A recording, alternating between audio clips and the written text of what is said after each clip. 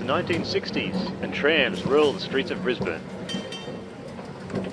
Everywhere you go, everywhere you look, there are trams everywhere. Sadly though, the tram's time in the sun is limited. By the end of this decade, the trams will be gone because the powers that be think the buses are the future. And now, on the 30th of April 1969, the last tram is running the streets of Brisbane. And when the trams finally stopped, the buses took over.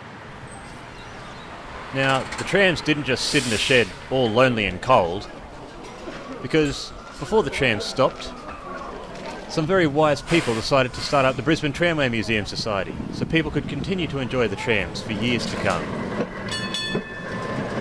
Now we fast forward to 2019 and people are still enjoying trams.